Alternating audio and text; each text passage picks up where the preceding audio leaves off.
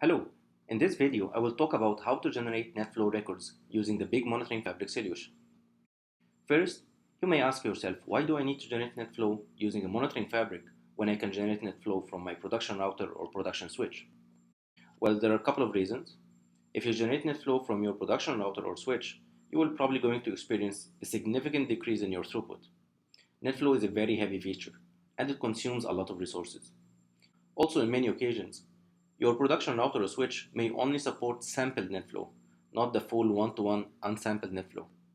Also today, most network deployments have a multi-vendor environment, where you have one switch from vendor X that supports Netflow, let's say version 5, and another switch from a different vendor that supports JFlow, and a third switch from a third vendor that supports IPFX.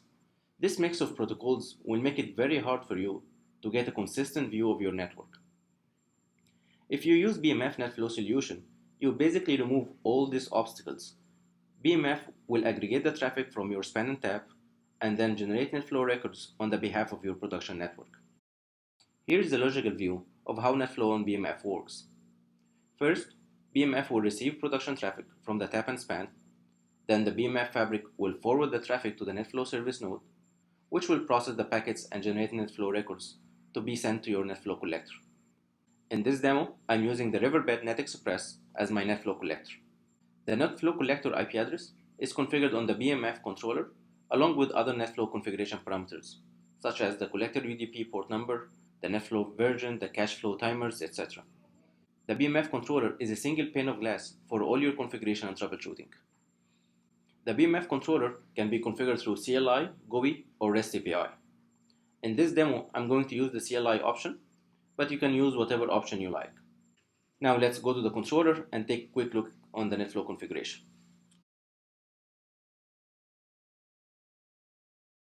First, I will define a new service profile for the BMF service node. Let's call this new service Netflow demo. Then I will define service action, which is Netflow. The BMF service node can have multiple service actions like dedupe, header stripping, packet slicing, or Netflow. I will choose Netflow for this demo. Next, I will configure the collector IP and the UDP port number. There are other Netflow parameters that you can configure, but they are optional, so I will skip them for now. I will let the BMF controller go with the default values for this optional configuration. Last step in the configuration is to choose which interface you want to use to send the Netflow records. Now let's move to the Netflow collector, which is the Riverbed NetExpress Steel Central. This is the main dashboard. You see all the traffic coming from my network, mostly HTTP and SSL traffic. If I scroll down, you can see all the hosts that are running in my network, with the port numbers, the servers that they are trying to access, the applications that they are trying to use. You can generate a lot of reports using the NetExpress GUI. You can view the top talkers by clicking on the top talker tab and then select any criteria you want. You can generate reports based on IP address, host names, interface numbers, etc. If you want to try out the BMF solution, there are a couple of easy ways.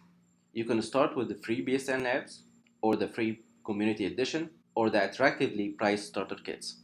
For more information on Big Switch Netflow solution, please visit our website at bigswitch.com or follow us on Twitter. Thank you for watching and have a wonderful day.